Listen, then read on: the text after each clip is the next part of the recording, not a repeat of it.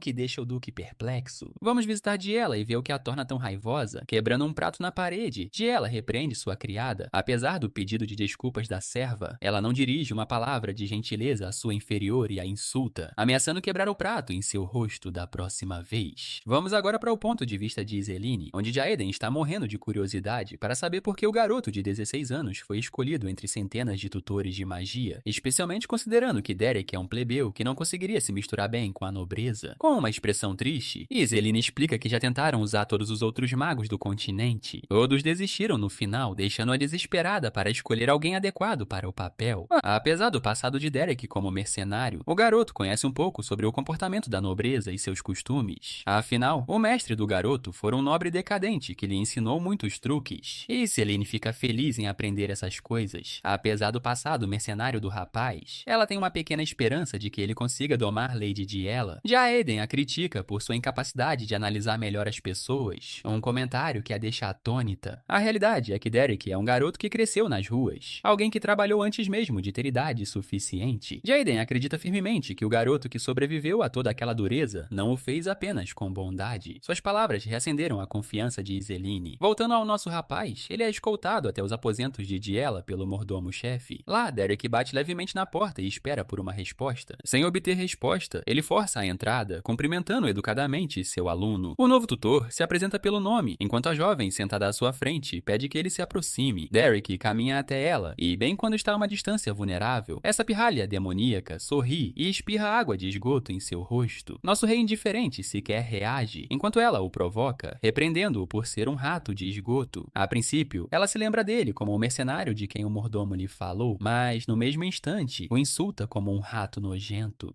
Ela se levanta em sua cadeira, porque o anão obviamente não consegue alcançar nosso rapaz, e então procede a despejar outro balde de água de esgoto em sua cabeça. Derek permanece parado, sem dizer uma palavra, enquanto ela lamenta o inconveniente de ter ficado sem água para seu hóspede de origem humilde. Para sua grande decepção, o rapaz permanece completamente impassível, apenas a encarando. Desesperada, ela o chuta por sequer ter olhado nos seus olhos. Derek agora está no chão e, para lhe dar uma lição, ela tira o sapato, zombando do seu cheiro fétido, antes de atirar o sapato nele. Em seguida, ela se recosta na cadeira, adotando um tom condescendente enquanto continua a insultá-lo, chamando-o de rato de esgoto. Aliás, por que o artista está nos presenteando com fotos de pés de graça? Segue-se um momento de silêncio, e na sala ao lado, o grão-duque observa pela janela. Ele se lembra da conversa anterior, de como o jovem, inteligentemente, apontou a situação desesperadora de Diela. Ninguém podia ajudá-la, então tiveram que recorrer a um plebeu como último recurso. Mas Derek queria saber quanta autoridade teria para ensinar a criança mais nova. Vocês provavelmente estão confusos, mas tudo ficará claro em um segundo, porque no instante seguinte, o rosto de Diela está vermelho como um pimentão. Derek lhe dá um tapa tão forte que agora é ela quem está no chão. Os papéis se inverteram enquanto a nobre ingrata assimila sua nova realidade. Mas Derek não terminou. Esse homem quer mais e ordena que ela se levante novamente. 3 anos atrás, o protagonista pergunta à sua professora qual seria a reação dela se tivesse que ensinar um aluno teimoso que não valorizava a gentileza. A resposta dela é empática. Como professora, ela tentaria entender a situação do aluno e ainda assim o aceitaria. A resposta não o satisfaz, pois ele a considera idealista, e ele faz outra pergunta. O que ela faria se não pudesse fazer nem mesmo o que mencionou com aquele aluno? Mais uma vez, ela explica que encontraria uma maneira diferente de ensinar o aluno, já que é dever de um professor guiá-lo para um caminho melhor. Isso faz o garoto se perguntar qual seria essa maneira diferente de explicar. Com um olhar penetrante, ela expressa seu pensamento final em incutir medo no aluno. Voltando ao presente, Lady Diela está no chão com a bochecha machucada, enquanto o garoto lhe dá uma lição sobre como tratar os outros com respeito. Então ele ordena que ela se levante, antes que ele tenha que repetir. Claro, ela se levanta, mas ao fazê-lo lhe dá um tapa de raiva. O protagonista não se contém e lhe dá outro tapa, dizendo que não a fará repetir nada 2 vezes, então ela terá que obedecê-lo. Ela debocha, pensando que pode se safar, e grita pelo grande mordomo, zombando do herói e de sua audácia em tocá-la 2 vezes. O mordomo, junto com as criadas, entra correndo, parando bem na frente do herói. O mordomo exige imediatamente uma explicação para suas ações, e o rapaz saca a carta de autorização que recebeu de sua graça, concedendo-lhe plena autoridade sobre a educação de Lady Diela. Isso significa que ele pode fazer o que quiser para ensiná-la. O mordomo lê a carta, e Lady Diela permanece em silêncio num canto. Mais tarde naquela noite, Valeriano dirige-se furiosamente ao quarto do menino e arromba a porta. Apesar dos esforços de Haeg para impedi-lo, ele o agarra pela gola e está prestes a bater nele, mas o herói revela que recebeu permissão do pai. Haeg intervém, dizendo a Valeriano para se acalmar, já que o herói é um convidado trazido por Aeseline e seu comportamento poderia afetar a posição dela. Então Valeriano ordena que o menino o siga sem Haeg. Haeg tenta tranquilizar o herói, dizendo que Valeriano não será muito severo com ele, embora reconheça que uma surra foi necessária para que Diela voltasse a si. O menino então se afasta com Valeriano, deixando Haeg se perguntando por que Valeriano estaria protegendo Diela naquele momento. Valeriano leva o menino ao antigo quarto de Diela na casa principal, que permanece o mesmo desde então. Ele lhe mostra os desenhos que Diela costumava fazer, desenhos que ela timidamente mostrava a Valeriano, contudo, ela nunca os completava. Em vez disso, desenhava apenas as partes que lhe interessavam. Valeriano então se desculpa por seu acesso de raiva. O garoto ignora e pergunta por que foi trazido até ali. Valerian explica que Diela nem sempre foi assim, mas recentemente começou a ficar obcecada demais por linhagens sanguíneas. Eventualmente, ela foi expulsa da casa principal e trancada no anexo. Ele não consegue entender quem transformou Diela nisso, e eles precisam impedi-la de ir para o monastério. Se ela conseguir aprender ao menos uma magia estelar, Valerian poderá falar com seu pai e implorar que ele salve sua amada Diela. Ao pegar os livros, o garoto percebe que ela não desistiu completamente da magia, a julgar pelas anotações nas margens. Ele confirma com Valerian se todos os livros são teóricos da escola de regulamentação. Valerian afirma que sim, pois todos os 9 nobres recebem sua educação nessa escola, o garoto fecha o livro, garantindo-lhe que ele pode tentar. Mais tarde, no quarto de Diela, ela está em sono profundo quando é torturada com água pelo herói. Ela grita furiosamente com ele, mas ele a agarra imediatamente, dizendo que precisam ir a algum lugar. Ela continua gritando para que ele a solte, mas ninguém intervém. Do lado de fora do castelo, ele a joga na grama. Furiosa, ela exige saber por que ele acha que pode lhe ensinar alguma coisa. Ele responde simplesmente que, já que ela não o ouve, ela só precisa saber que ele não está ali para lhe ensinar magia. Ele simplesmente adora espancar nobres arrogantes. Ele já não tem nenhum motivo para gostar de nobres, então por que se conteria em espancá-la? O que lhe parece a oportunidade perfeita. Ele também acrescenta que o papel de tutor é apenas uma desculpa para descontar toda a sua raiva nela. Uma plebeia. Ela se agarra ao chão, tentando ameaçá-lo, dizendo que ele não estará seguro depois de fazer algo assim. Ele sorri, sabendo que ela logo será enviada para um mosteiro, então ninguém acreditaria nela de qualquer forma. Mesmo que algo aconteça, ele se desculpará com a própria vida, já que a vida de um plebeu também não vale muito. Ela começa a suar enquanto ele acrescenta que sempre pode fugir e ser esquecido em breve. Seria um favor a Duplan, pois se livraria dela. Diela entra em pânico instantaneamente, percebendo que vai morrer, então foge. Ela planeja se livrar dele na floresta, já que a conhece bem o suficiente para escapar e denunciá-lo. Ele acende uma bola de fogo, o que a surpreende, pois uma bola de fogo é uma magia de 2 estrelas. Ele a atira nela e ela mal consegue se esquivar, rolando na grama. Ele a procura e, quando a vê ilesa, sorri, dizendo que claramente errou o alvo. Diela pedala para dentro da floresta o mais rápido que pode, olhando para trás e temendo outro golpe mortal. Infelizmente, sua sorte diz que se dane e ela tropeça, caindo com um baque. Enquanto se recompõe para tentar escapar, uma flecha mágica vem em sua direção. Ela a observa, desviando-se por pouco para não ser atingida. A nobre encara a flecha com medo nos olhos, enquanto o rapaz a elogia por sua agilidade. Ele a elogia por possuir uma velocidade incrível. Apesar de ter ficado presa no anexo o dia todo, a nobre não perde tempo e começa a correr novamente, enquanto Derek retoma a perseguição. A grande questão que paira na mente de Diela é quanto tempo ela conseguirá resistir, porque no ritmo em que estão, é apenas uma questão de tempo até que ela seja encurralada. Quando ela olha para trás novamente, o homem está preparando outro feitiço, lançando-o contra o chão. Derek contempla a paisagem da floresta, lembrando-se de como é exatamente a mesma imagem que viu naquelas pinturas, o que implica que Diela realmente corria para lá desde criança. Antes mesmo que pudesse organizar seus sentimentos, ela acaba coletando mana da natureza e a derrama sobre a tela em branco. Derek está imerso em seus pensamentos quando, de repente, essa pirralha psicopata pula em sua direção, gritando com uma pedra entre as mãos. Essa é a única chance dela de derrubá-lo, mas nosso garoto não é fraco e, casualmente, desembainha sua espada, cortando a pedra das mãos dela e derrubando Diela. O ataque falha e agora ela não tem pra onde correr. O mercenário a encara, elogiando sua coragem. Afinal, não é surpresa que ele a teria alcançado na floresta. Então, Diela muda de estratégia e tenta um ataque surpresa. Apesar da pequena manobra, ela falha. E agora, sem ter pra onde correr, Diela ofega derrotada. O mercenário frio sabe que ela não tem forças nem para escapar, então, para acabar com essa perseguição, exige suas últimas palavras antes de abatê-la. Com a morte pairando sobre ela, Diela sorri. E, mesmo agora, ela se recusa a pedir desculpas, a implorar diante de alguém tão insignificante quanto o jovem de 16 anos que a observa. Intrigado, Derek pergunta por que ela é obcecada em discriminar os outros por causa de sua linhagem. Curiosamente, a nobre responde que não teria nada em que se apoiar se não fosse por sua nobreza, como se realmente a considerasse insignificante. Socando o chão, Diela começa a entoar feitiços em frustração, com lágrimas escorrendo pelo rosto. Ela o repreende por agir como se ela nunca tivesse sequer tentado aprender magia. Derek retoma o silêncio enquanto ela desabafa, falando sobre como todos os seus esforços para aprender magia foram inúteis. Não importa se ela escolhe pintura, ela é péssima em tudo o que faz. É por isso que Diela acredita firmemente que o único aspecto de sua vida verdadeiramente especial é sua linhagem. Um importante ponto de reflexão surge aqui. Ela não sabe mais qual é o seu lugar no mundo. Depois de ouvi-la pacientemente, Derek imbui sua espada com mana. Chegou a hora do festival Yep terminar e de ele desferir o golpe fatal. O mercenário ergue a espada e se apressa para acabar com a vida da garota, despedindo-se dela. Sua espada desce com imensa velocidade enquanto Diela fecha os olhos, aguardando a morte iminente. Mas então nada acontece. Ela abre os olhos hesitante. A espada foi detida por estilhaços de gelo. O nobre nem sequer processa o que acabou de acontecer. Diela se viu coberta de gelo, impedindo que a espada o atingisse. Confusa, ela encara as próprias mãos, incrédula de que fora capaz de conjurar magia. Embainhando a espada, o mercenário chega à sua conclusão, elogiando Diela por seu esforço no teste e até se desculpando por ter ido longe demais. Ela o encara em puro choque, enquanto ele esclarece disse que, embora não se tratasse de magia, mas de uma manifestação de mana, ela ainda fora capaz de conjurar algo. Nesse instante, suas emoções explodem e ela desaba em lágrimas, chorando e lamentando-se diante dele. A noite ainda é jovem e depois de um tempo, ele inicia uma conversa mais amena com a jovem nobre. Derek explica que a afiliação de Diela é da escola da natureza selvagem. E embora a maioria dos nobres aprenda na escola das regras, a própria escola de magia é dividida quanto à compreensão e ao domínio da magia. Como ela é da escola da natureza selvagem, é natural que enfrente dificuldades para aprender magia na escola das regras. Para dar um exemplo metafórico, era como obrigá-la a usar roupas inadequadas para seu tipo físico. Surpresa com a observação, Diela pergunta curiosamente como ele soube de sua afiliação com a escola da natureza selvagem. Derek menciona as pinturas, como ela usava a mana da natureza para pintar. Além disso, qualquer mago nascido com afiliação à escola da natureza selvagem geralmente sente a mana natural muito cedo. Depois de enfaixar seu tornozelo, Derek diz a ela para andar livremente dali em diante, pois ela ficará bem. O primeiro passo foi um sucesso. Ele a ajudou a manifestar mana, mas o processo de tutoria exige muito mais do que isso. A partir de amanhã, ela aprenderá a manifestar mana naturalmente. Depois de todo o seu trabalho árduo, até a princesa mimada agradece ao seu novo tutor por acreditar nela. O mercenário permanece em silêncio e a conduz de volta. Enquanto caminham, ele pergunta sobre o artista por trás da pintura do pôr do sol, mas aparentemente de ela também não se lembra. Ele a elogia efusivamente por criar uma obra-prima e a cena termina com a noite. Na manhã seguinte, Diela acorda, desta vez sentindo um fluxo de mana na palma das mãos. Ela tenta recriar o que fez na noite anterior, mas falha. Logo depois, ela arromba a porta e assusta sua empregada, que provavelmente pensa que aquele anão de 1,20 m vai lhe dar uma surra. Enfim, o balde cai e a água espirra no vestido de Diela, fazendo a empregada olhar com medo. Essa mulher definitivamente acha que vai morrer, e embora Diela a encare com um olhar mortal, ela não faz nada, simplesmente se afasta, lembrando a empregada de tomar cuidado, o que é uma experiência genuinamente bizarra para a empregada, porque essa é a mesma mulher que a atingiu com um combo de Mike Tyson por um motivo qualquer. Até as outras empregadas vieram ver como ela estava, atônitas, se perguntando o que diabos a nova tutora poderia ter feito com essa garota. Quanto ao nosso rapaz, ele está dormindo quando de repente ouve a porta batendo e Diela gritando seu nome. Ele abre e encontra a moça que exige que ele a ensine a manifestar a mana. Ela até leva uma bronca do mordomo por falta de educação, mas no momento em que o velho ouve que ela manifestou mana, fica sem palavras. Diela quer uma lição imediata, mas nosso rapaz não é de se intimidar e diz para ela voltar à tarde. Isso irrita muito a pequena diabinha, a ponto de ela começar a gritar e berrar com ele. Mas Derek, o cara é um príncipe e volta a dormir como se nada tivesse acontecido. A notícia sobre o comportamento recente de Diela começa a se espalhar pela casa. As criadas comentam que ela não quebrou um prato sequer nem bateu em ninguém, o que as leva a questionar se o tutor finalmente a ajudou a manifestar magia. Ao passar por perto, Haig ouve a conversa e para pedir detalhes. A partir daí, chegamos aos aposentos principais de seu pai. Valyrian revela que Diela de fato aprendeu a manifestação mágica, algo que ele confirmou com o mordomo-chefe e outros criados. Ele fica genuinamente aliviado ao ver algum progresso, mas Haeg ainda está ressentido e não reconhece o mérito dela. Valyrian adota um tom mais severo com ele, repreendendo-o por criticar sua irmã, apesar do bom progresso que ela fez. Haeg então rebate com sua análise lógica e fria da situação, criticando o comportamento passado de Diela. Ele acha que um resultado insignificante não deveria impressioná-los, e que sequer seria suficiente para impedir que a enviassem para o monastério.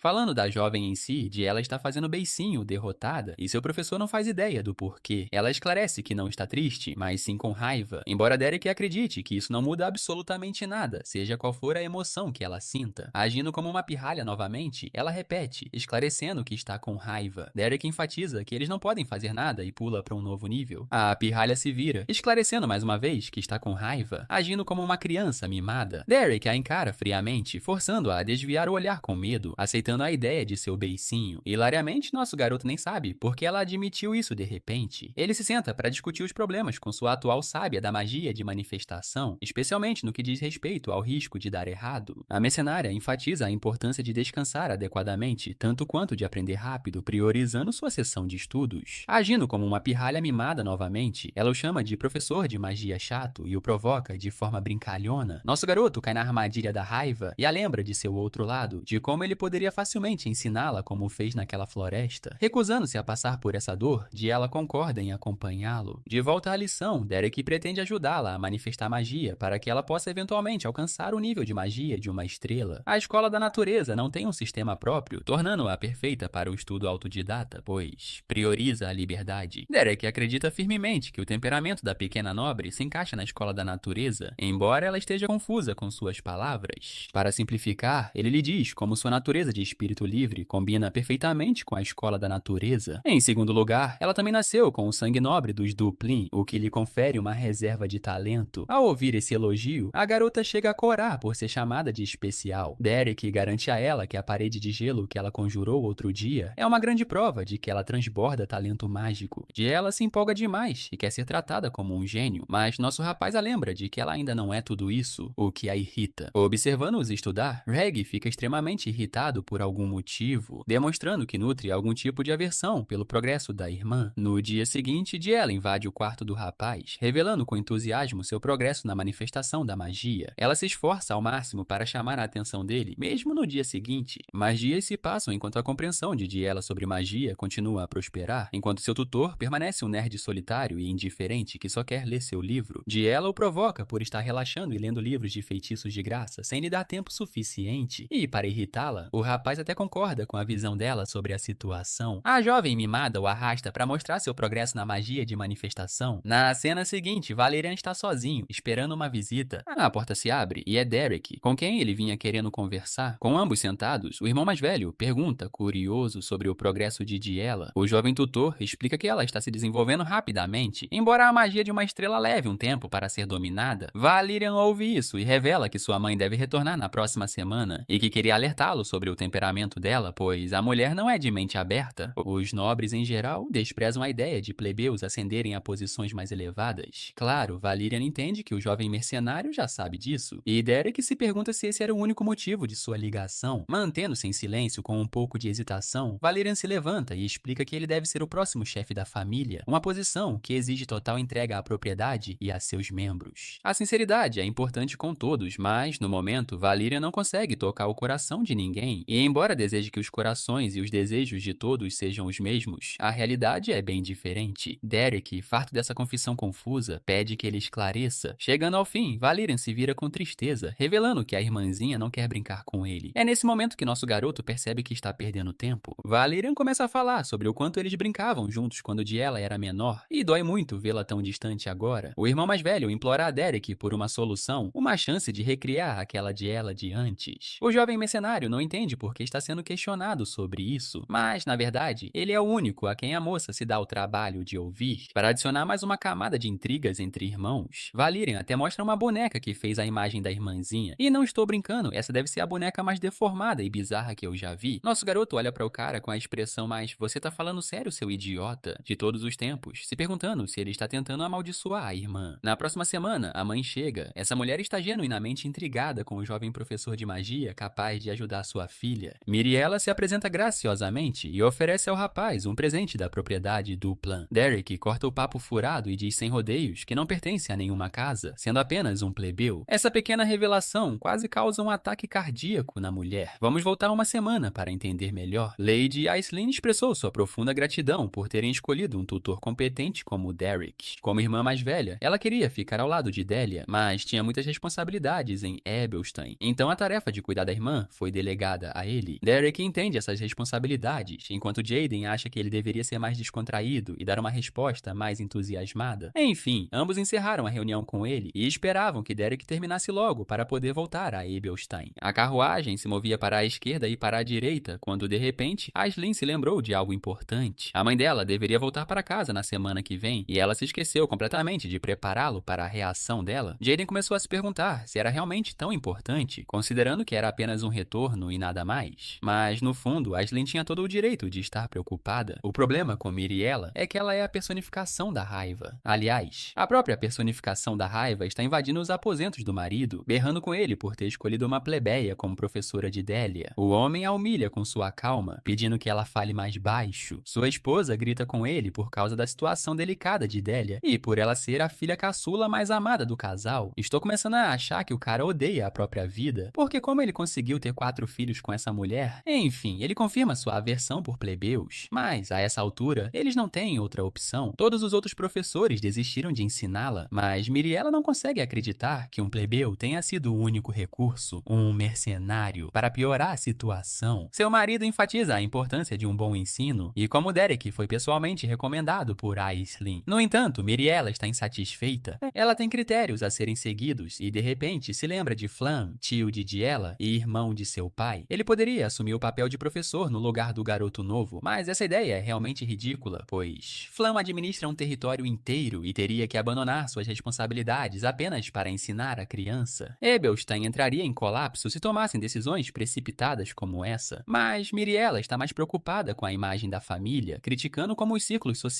importam igualmente, mesmo quando se trata de ensino. Ela não concorda com a ideia de deixar um plebeu sem qualquer influência familiar ensinar sua filha, pois isso a tornaria uma figura ridícula na alta sociedade. Nesse momento, Valeriana interrompe a conversa, assegurando à mãe que não há necessidade de começar uma discussão. No entanto, Miriela é uma mulher de ideais próprios e não cede. Uma última pessoa se junta à conversa, acreditando que a única solução é testar o plebeu para avaliar se ele é adequado para Diela. Essa pessoa é a salvação de Miriela, Haeg, alguém que odeia Diela e é detestado por Valerian. Haeg ressalta que plebeus, assumindo posições importantes, não devem ser celebrados, sendo necessário, no mínimo, possuir as qualidades certas. Assumindo o papel pessoalmente, Rhaeg implora ao pai que o deixe testar Derek em um duelo mágico, mas chega de reclamações para o patriarca, que garante ao filho que o mercenário é, sem dúvida, um mago poderoso. Encurralado, Haeg sugere testar Diela. Desta vez, ele quer ver o quão bem o mercenário a tem ensinado. Afinal, os resultados importam, então Haeg quer enfrentá-la em combate para ver se ela fez algum progresso. Essa sugestão não é rejeitada, e somos levados a crer que Haeg sai vitorioso de sua discussão. Valerian corre atrás dele, repreendendo o irmão mais novo por suas ideias ridículas. Novamente, Haeg não acredita na mudança de coração de Diela, insistindo em seus pecados passados. Valerian lembra a esse idiota que a garota ainda é sua irmã, então eles não podem simplesmente ignorá-la. Por algum motivo, Haeg se ofende e começa a gritar, enfatizando como sua própria linhagem é a razão pela qual sua casa está se desfazendo. Se alguém tímida como ela ascender aos círculos mais altos, condenará a todos. Valerian não consegue acreditar que essa dureza seja como ele realmente se sente, e então Haeg se afasta, pensando que está certo, acreditando que a única maneira de lidar com sua irmãzinha destrutiva é mantê-la isolada. Na cena seguinte, voltamos à perspectiva de Diela e Derek. Ela abre a porta do quarto dele com força, convidando-o a perguntar o que aconteceu. Um pergaminho aparece em seu livro, e enquanto ele o abre, a mimada princesa resume que, se ela perder o duelo, o irmão vai perder seu novo emprego chique. O mercenário já ouviu falar desse duelo e sabe que Rhaeg é um mago de uma estrela, então as chances de vitória são extremamente pequenas. Diela grita com ele novamente, lembrando o idiota de que ele está prestes a perder o emprego se não fizer algo em relação à luta iminente. Derek a lembra de que seu trabalho como mercenário é ser contratado, receber o pagamento e partir para o próximo alvo. E até agora, ele tem recebido bastante, então nada o impede de se preocupar com o duelo. A preocupação vem de Diela, que parece triste com a indiferença dele. Uma semana passa voando e chegamos ao campo de duelos oficial da família do Plane. Todas as figuras nobres importantes e seus assistentes estão chegando para o evento principal, onde o mercenário e tutor, Derek, os recebe formalmente. Com um único olhar, o chefe da propriedade fica atônito com a calma aparente de Derek, o que o faz questionar se ele está realmente tão confiante no progresso de Diela. A atitude do rapaz impressiona bastante o patriarca, e por isso ele acredita firmemente que não devem se livrar do mercenário ainda. De um lado surge o garoto com problemas com a irmãzinha, Rhaeg, imponente em seu traje. Ele jura por sua convicção que vai quebrar Diela de uma vez por todas, garantindo que ela seja punida por tudo o que fez no passado. Do outro lado, a irmãzinha com problemas de raiva se aproxima. Ela se lembra da conversa de outrora, na qual Derek lhe disse abertamente que sua evolução mágica estava a caminho. Isso significava que o uso de magia de nível 1 estava logo ali, simplesmente por causa de seu talento natural por possuir o sangue da família do Plane. A princípio, ela não entendeu por que ele mencionaria isso tão repentinamente, mas havia um motivo. Derek a lembrou de sua afiliação com a Escola da Natureza Selvagem, uma escola que se concentra inteiramente no autoestudo e na busca de um processo único, em vez de transmitir conhecimentos. Com lágrimas escorrendo pelo rosto, ela gritou com ele por dizer coisas tão sombrias e patéticas. Finalmente veio a confissão. A mesma nobre que o tratara como lixo no início agora implorava para que ele continuasse sendo seu professor. Ela queria continuar aprendendo magia com ele, recusando a ideia de aceitar outro mestre. Ao ouvir isso, Derek se virou, enfatizando que não conhecia nenhuma regra para combates mágicos, especialmente porque nunca havia lutado com nobres. No entanto, ele definitivamente poderia ensiná-la técnicas de luta adequadas e como vencer sua próxima batalha. Então surgiu a pergunta: ela realmente queria vencer? Nesse momento, Diela começou a se lembrar daquelas mesmas vozes julgadoras, as mesmas que a repreendiam e zombavam dela quando criança por ser incapaz de aprender magia. Sua mera existência envergonhava sua família, pois todos a tratavam como um desperdício de sangue nobre. E todos elogiaram Aislinn e os outros filhos do Grão-Duque, acreditando que é melhor não ter filhos do que ter um filho inútil. Aliás, isso lembra alguém do episódio recente de Jujutsu Kaisen com a evolução da Maki. Impulsionada pela raiva de provar que todos os seus detratores estavam errados, ela concordou com a sugestão de Derek e almejou a vitória. Então chegou o momento da verdade, quando ela entrou na arena, não mais sob o disfarce de irmã mais nova de Raig, ou mesmo de filha caçula da casa do Plane. Em vez disso, ela se apresentou como aluna de um mercenário e de um mago.